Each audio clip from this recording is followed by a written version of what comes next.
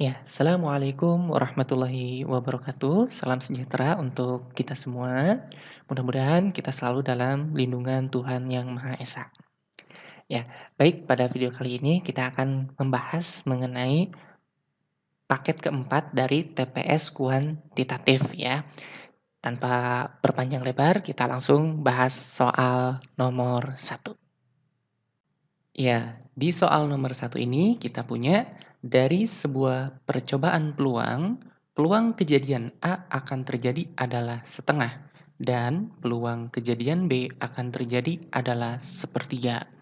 Yang manakah dari nilai berikut yang mungkin dari peluang kejadian A gabung B? Atau kejadian A atau B atau keduanya muncul. Pilih semua yang mungkin, bukan pilihan ganda. Ini maksudnya bisa jadi A dan B aja yang benar, bisa jadi A dan C aja, bisa jadi B dan C, bisa jadi cuma salah satunya aja yang benar, atau bisa jadi ketiga-tiganya, ya. Jadi ini bukan bukan pilihan ganda. Baik, di sini katanya yang ditanyakan itu kan peluang kejadian A gabung B, berarti kita akan menggunakan rumus dari peluang gabungan. Apa sih rumusnya? Ya, kita tuliskan dulu ya, rumus. Nah, rumus dari peluang gabungan adalah peluang A gabung B itu sama aja dengan peluang A ditambah peluang B dikurangi peluang A iris B. Ya, peluang A atau B, ini bahasa lainnya ya, peluang A atau B sama dengan peluang A ditambah peluang B dikurangi peluang A dan B. Ya. Nah, di sini juga ada syarat, syaratnya itu apa? Syarat tambahannya. Syarat tambahan bahwa peluang A iris B itu pasti selalu kurang dari sama dengan peluang A, kemudian peluang A iris B juga kurang dari sama dengan peluang B. Jadi peluang A iris B itu nggak mungkin lebih gede, harus lebih kecil atau sama ya. Oke, baik. Nah, di sini kita punya peluang A-nya setengah, peluang B-nya sepertiga. Berarti kita masukkan aja ke rumus ini ya. Berarti tulis aja di sini ya. Peluang A gabung B sama dengan berarti peluang A-nya setengah, peluang B-nya sepertiga dikurangi ya peluang A iris B. Nah, di sini peluang A iris B-nya kita pindah ke sini ya. Jadi peluang A iris B sama dengan, nah ini setengah tambah sepertiga jumlahkan, nanti dapatnya berapa? Dapatnya itu 5/6 ya, dikurangi peluang A gabung B. Nah, di sini ini A, B, C ini hasil dari peluang A gabung B-nya, mana yang mungkin gitu ya. Mana yang mungkin, maka tinggal kita masukkan nih kemungkinan-kemungkinannya untuk opsi yang A. Apakah opsi yang A itu benar? Berarti peluang A iris B sama dengan 5/6 dikurangi sepertiga. Hasilnya itu setengah ya. Hasilnya itu berapa? Setengah ya, hasilnya setengah. Nah, apakah ini mungkin peluang A iris B hasilnya setengah? Nah, di sini ada syarat peluang A iris B kurang dari sama dengan peluang A. Di sini peluang A-nya setengah. Oh, berarti boleh. Enggak, karena di sini kenapa ada dua syarat? Ada dua syarat ini pilih salah satu. Jadi di antara peluang A dengan peluang B, ini mana yang lebih kecil? Ya, mana yang lebih kecil? Jadi mana yang lebih kecil, maka si peluang A iris B itu lebih kecil dari itu. Misalkan nih kalau di sini kan peluang A-nya lebih gede dari peluang B ya. Berarti pilihnya yang ini, yang bagian kedua syaratnya itu. Jadi peluang A iris B harus lebih kecil dari sama dengan peluang B. Setengah itu jauh lebih besar dari sepertiga. Dengan demikian yang A itu nggak mungkin ya. Karena peluang A iris B-nya harus lebih kecil dari sepertiga. Nah, sekarang kita lanjut ke opsi yang B. Opsi yang B adalah peluang A iris B sama dengan 5/6 dikurangi setengah.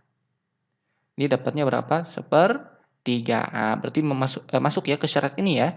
kurang dari sama dengan peluang B. Berarti yang ini mungkin. Jadi yang ini mungkin terjadi. Oke. Kemudian opsi yang C.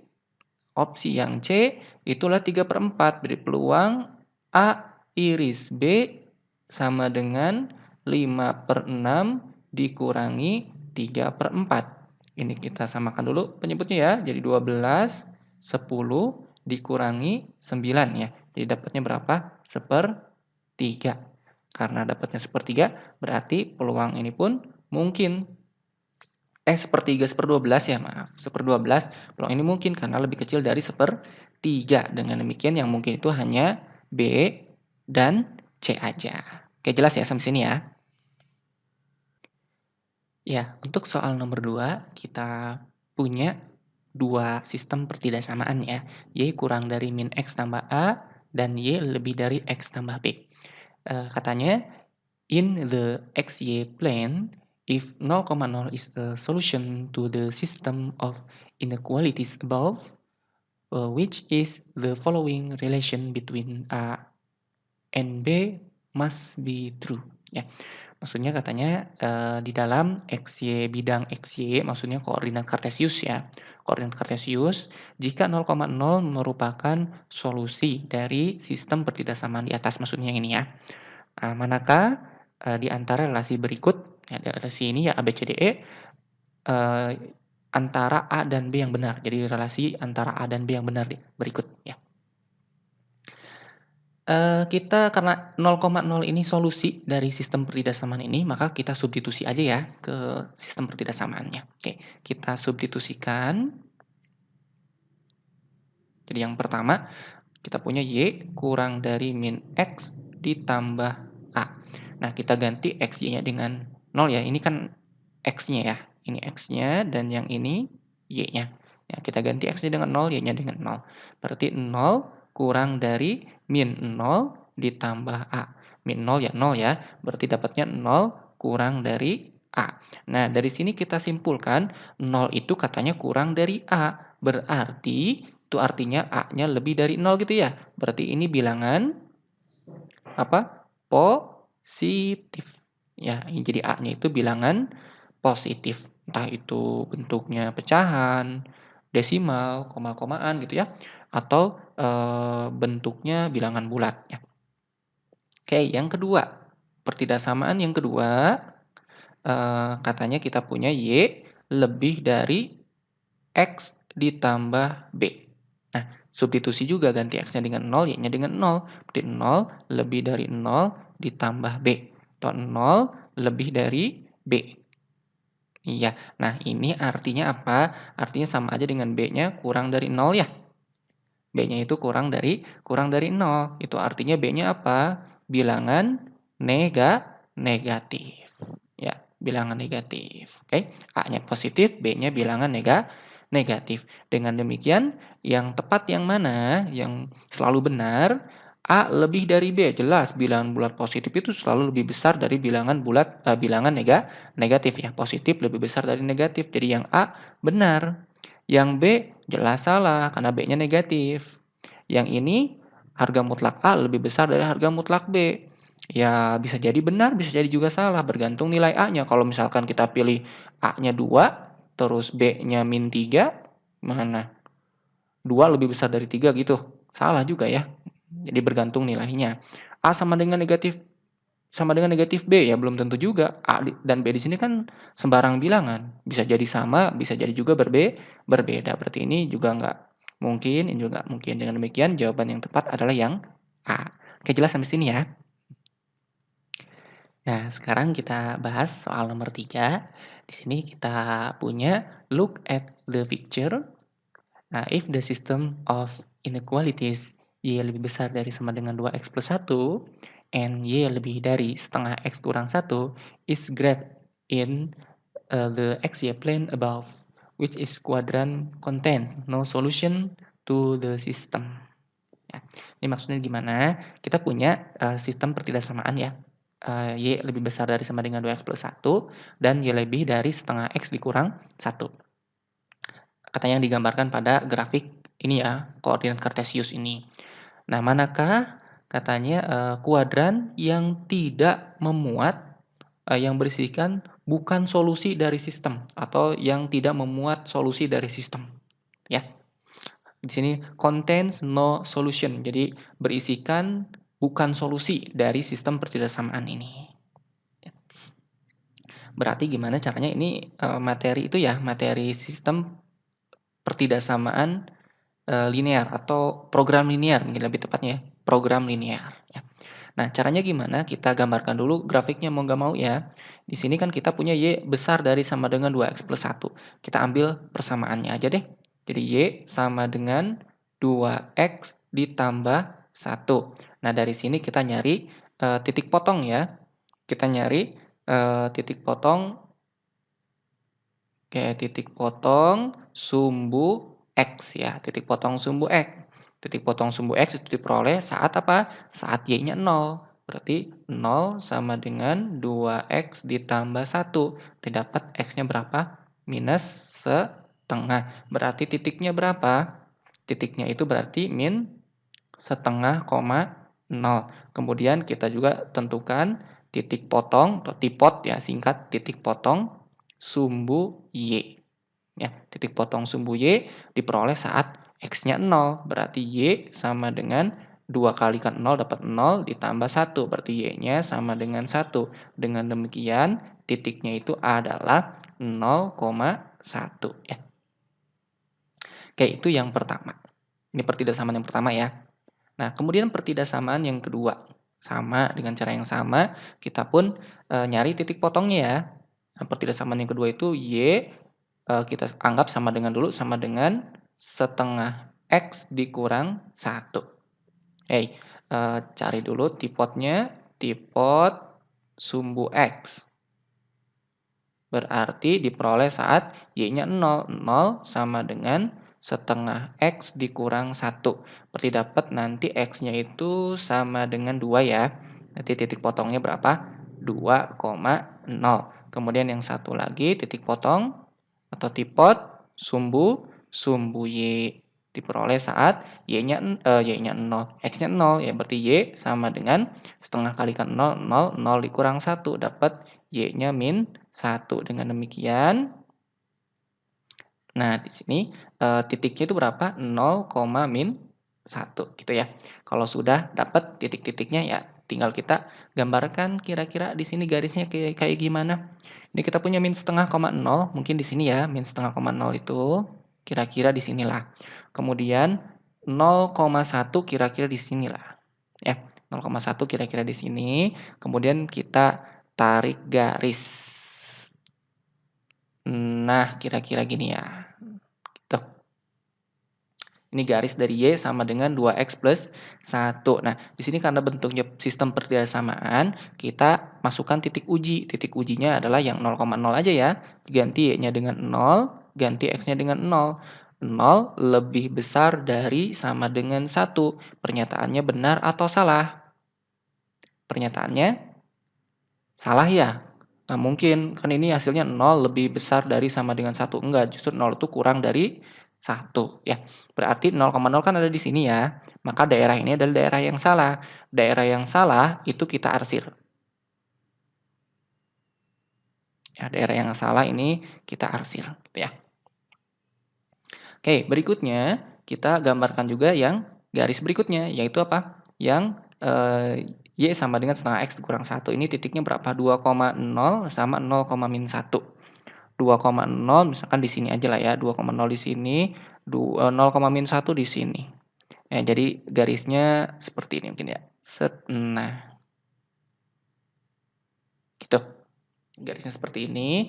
Dan ini karena nggak ada tanda sama dengannya, ini sebenarnya garisnya putus-putus ya. Oke, benar.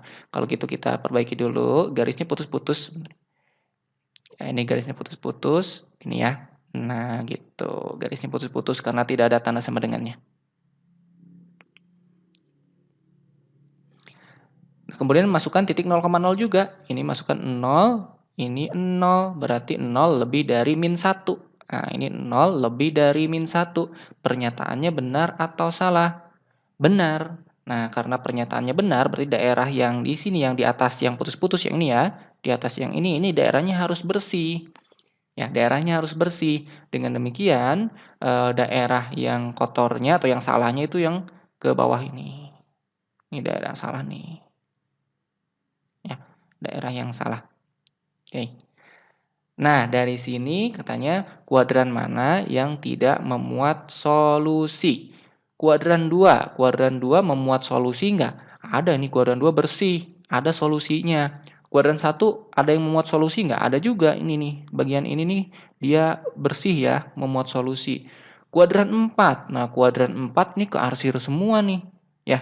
Kuadran 4 kearsir semua, berarti semua daerah di kuadran 4 itu daerah-daerah yang salah atau tidak ada solusi di sana. Berarti jawaban yang tepat adalah yang C. Oke, jelas ya sampai sini? Ya, sekarang kita masuk ke soal nomor 4 ya. Di soal nomor 4 ini kita punya misalkan kotak dan segitiga merupakan dua bilangan.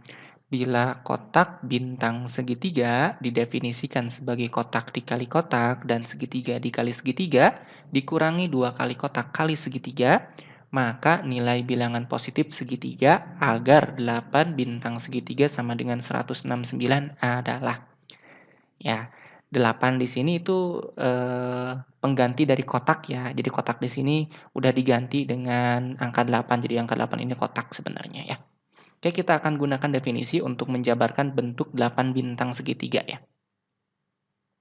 Di 8 bintang segitiga itu sama dengan, berarti kotak kali kotak, kotaknya itu 8, berarti 8 kali 8 ditambah segitiga kali segitiga dikurang 2 kali 8 kali segitiga sama dengan 169 gitu ya. 8 kali 8 dapatnya 64 ditambah, nah untuk segitiga ini kita misalkan jadi X aja deh ya supaya gampang. Jadi ini kita misalkan X aja, ya ini X, yang ini pun sama jadi X gitu ya. Jadi X kali X dapat berapa? Dapatnya X kuadrat. Jadi X kuadrat dikurangi 2 kali 8, 16 kalikan X dapat 16X sama dengan 169 gitu.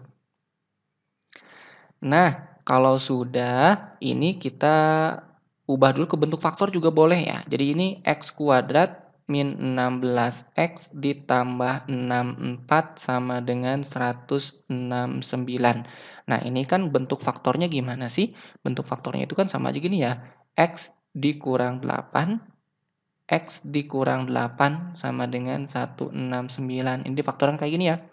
X kurang 8 kali X kurang 8 kan sama aja dengan X dikurang 8 dikuadratkan sama dengan 169.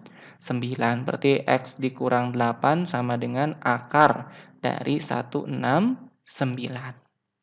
Berapa akar 169? Dapatnya berapa? 13 ya. Berarti X-nya sama dengan 13 tambah 8 dapat 21.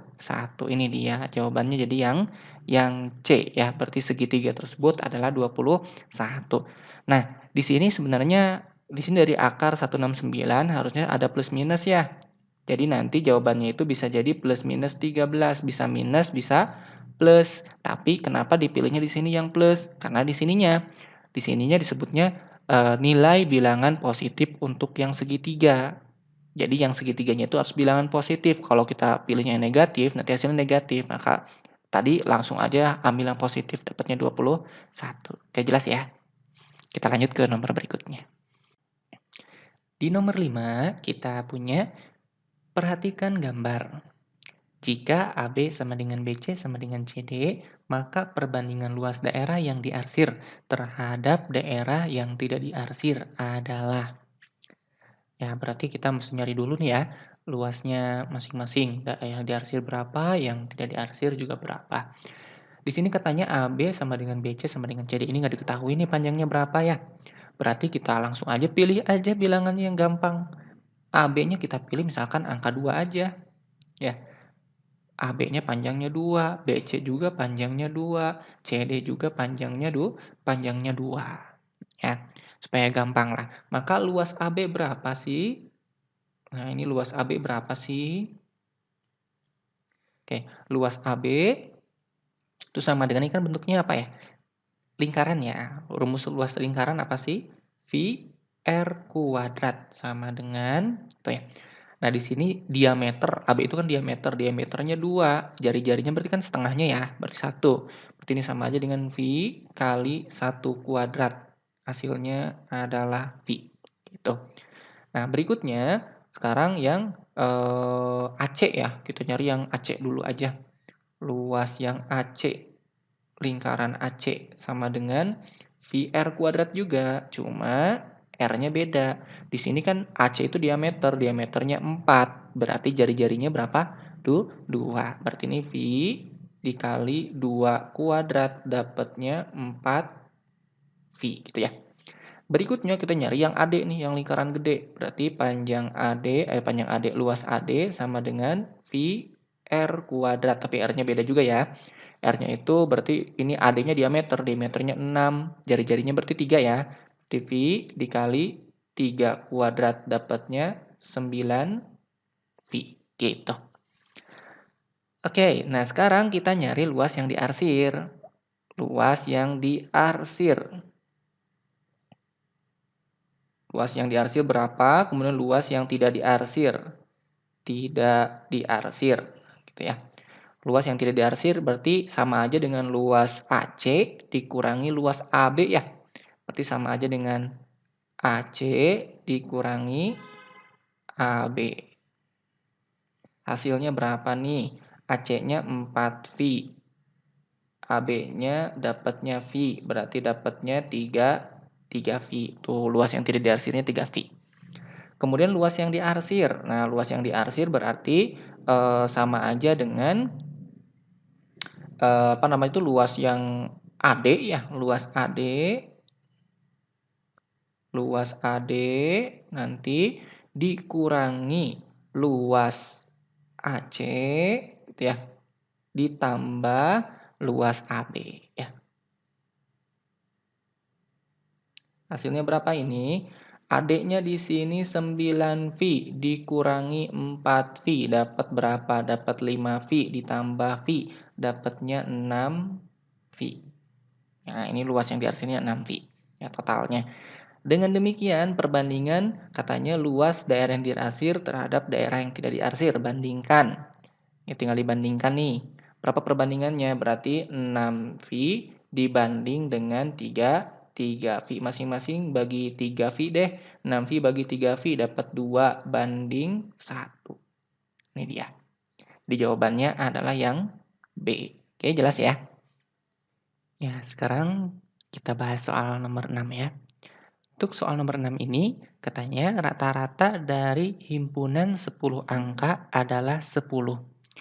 Apakah nilai median dari himpunan yang sama tersebut juga bernilai 10? Yang pertama, tepat setengah dari himpunan tersebut nilainya kurang dari 10. Tepat setengah dari himpunan berarti ada 5 angka ya. Ada 5 angka yang nilainya kurang dari 10. Ya, coba kita periksa dulu ya untuk pernyataan yang pertama. 1, 2, 3, 4, 5, 6, 7, 8, 9, 10. Berarti setengahnya tuh 2, 3, 4, 5. Berarti ini ya. Nah, di sini ini mediannya nih. Di median itu tengah-tengah di sini.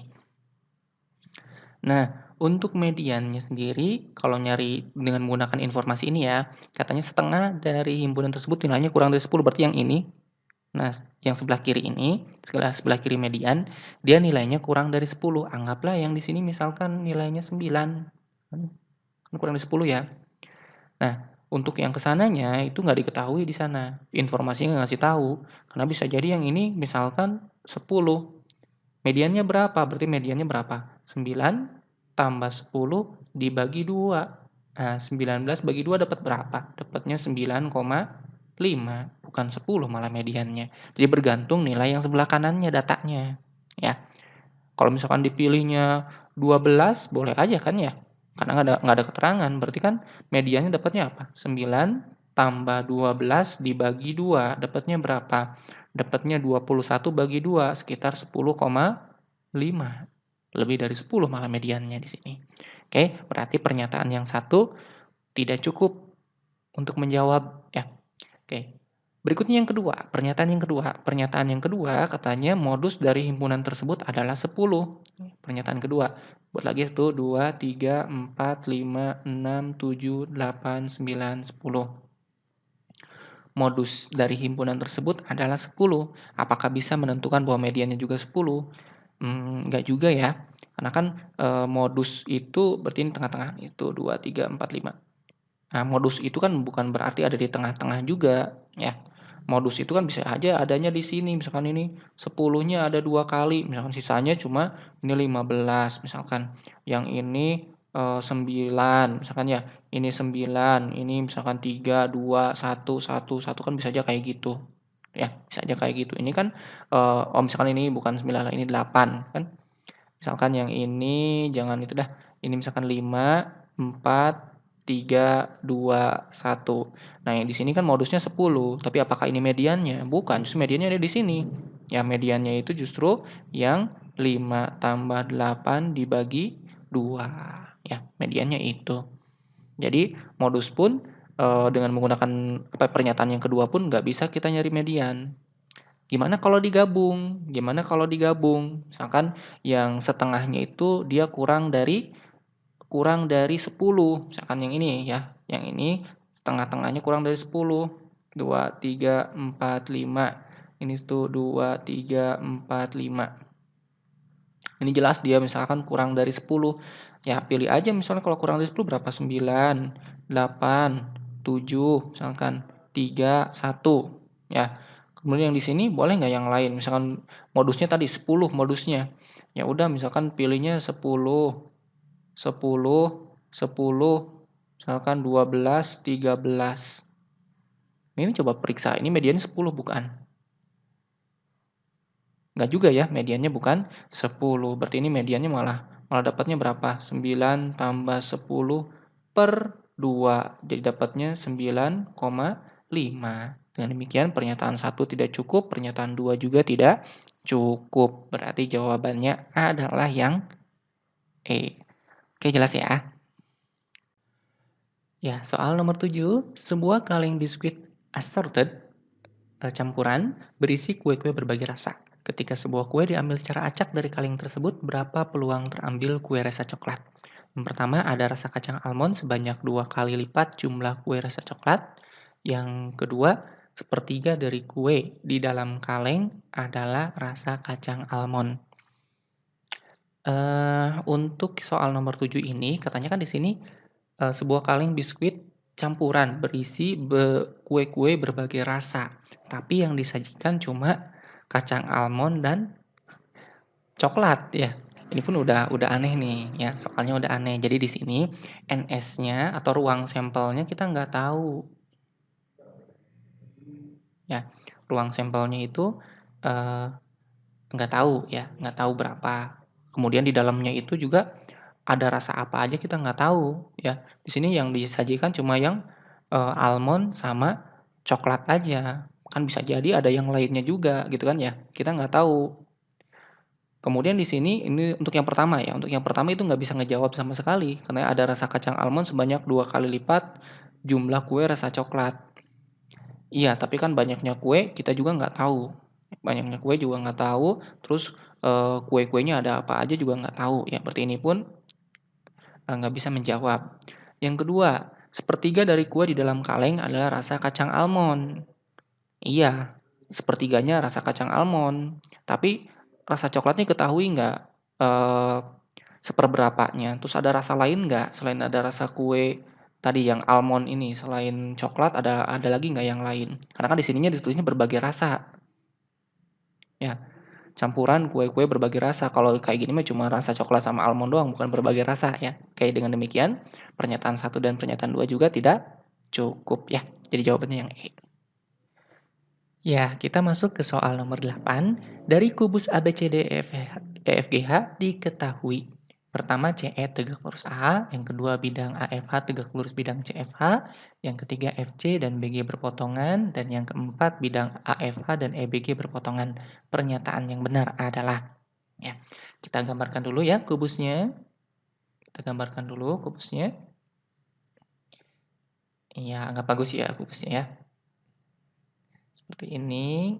Ini bagian belakang kita kasih garis putus-putus. Kasih nama A, B, C, D, E, F, G, H. Nah, kita periksa untuk yang CE tegak lurus AH. CE tegak lurus AH. Enggak ya, CE itu enggak tegak lurus AH. Kenapa? Yang tegak lurus itu justru yang EF. Ya, EF baru tegak lurus. Berarti yang pertama salah. Yang kedua, bidang AFH tegak lurus bidang CFH.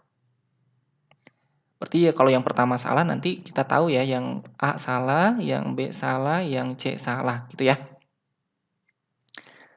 Oke, ini kenapa tiba-tiba muncul yang ini ya. Ya. Nah, kemudian di sini bidang AFH tegak lurus bidang CFH. AFH tegak lurus bidang CFH. Oke. AFH-nya kita kasih garis dulu ya, AFH seperti ini. Nah, AFH tegak lurus bidang CFH. Ini CFH nih. Ini CFH ya, yang segitiga ini CFH. Aduh, nggak bagus nih segitiganya ya. Nah, segitiga ini nggak saling tegak lurus sama sekali, ya. Jadi yang, kedua juga salah. Dengan demikian 2 dan 4 juga salah, ya, karena mengandung dua-duanya jelas salah. Dengan demikian jawaban yang tepat adalah yang E. Oke, jelas sampai sini ya, kita lanjut ke soal berikutnya. Ya, sekarang kita sudah memasuki soal nomor 9 ya. Di nomor 9 katanya, when a coin is taken at random from a box with US, British, and French coin, what is the probability that the coin is British? Ya, maksudnya adalah sebuah koin katanya diambil secara acak dari sebuah kotak ya, yang berisi koin dari US, British, dan Prancis ya, French. Yang ditanya adalah peluang terambilnya koin dari British. Nah, pernyataan yang pertama katanya, there are twice as many American coin as there are British coin in the box. Ya, maksudnya katanya, banyaknya koin Amerika itu 2 kali banyaknya koin British. Ya, itu yang pertama. Yang kedua, there are, 24 coins in the box. Maksudnya di sana ada 24 koin ya dalam box tersebut ya, dalam kotak tersebut. Nah, kita periksa untuk pernyataan yang pertama. Untuk pernyataan yang pertama katanya, koin Amerika ada sebanyak 2 kali koin British. Berarti kita tulisnya Amerika 2 kali British, gitu ya. Apakah dengan menggunakan informasi ini kita bisa mencari peluang?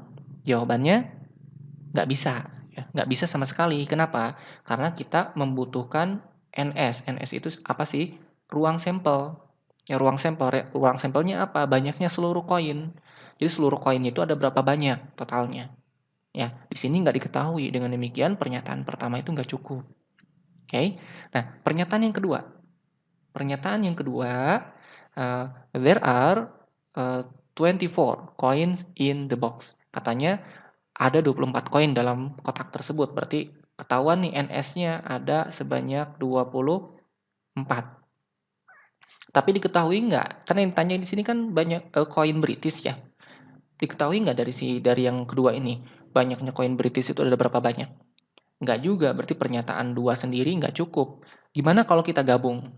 Ini kan NS udah ada 24, A-nya sama dengan 2B. Oke, A-nya sama dengan 2B, tapi yang koin Perancisnya ada berapa banyak, diketahui nggak? Nggak. Kalau di dalam kotak tersebut cuma ada US dan British sih, bisa langsung dipakai ya. Digabungkan kedua-duanya dapat nanti peluangnya. Tapi kalau misalkan di sini ada satu yang nggak diketahui sama sekali informasinya, yaitu yang koin Prancis. Kita nggak bisa nentuin A dan B-nya berapa. Oke, kalau gitu state 1 and 2 together are not sufficient ya. Jadi pernyataan 1 dan 2 bersama-sama juga tidak cukup. Jadi jawabannya yang E. Oke, jelas ya. Kita lanjut ke soal yang terakhir berikutnya. Ya, alhamdulillah sekarang kita sudah masuk di soal yang terakhir ya. Di soal nomor terakhir ini, nomor 10, kita punya katanya a sporting goods store ordered an equal number of white and yellow tennis balls. The tennis ball company delivered 30 extra white balls, making the ratio of white balls to yellow balls 6:5. How many tennis balls did the store originally order? Ya, maksud soal ini apa sih? Maksudnya itu adalah katanya ada sebuah toko alat-alat olahraga ya, memesan, bola tenis warna putih dan kuning dengan banyak yang sama. Jadi banyaknya itu sama ya. Nah, kemudian katanya, perusahaan bola tenis itu mengirimkan 30 ekstra bola warna putih. Jadi ada tambahan lah, mungkin bonus kayak gitu. Jadi tambahan bola 30 sehingga membuat rasio, bola yang warna putih dan warna kuning itu menjadi 6:5. Nah, yang ditanyakan itu berapa banyak bola tenis yang dipesan oleh, toko olahraga pada awalnya ya, pada awalnya sebelum ada yang 30 ekstra ini. Ya, di sini katanya, bola warna putih dan warna kuning sama, berarti kita tulis perbandingannya kayak gini. Jadi X dibanding Y itu sama dengan 1:1. Ini persamaan yang pertama ya.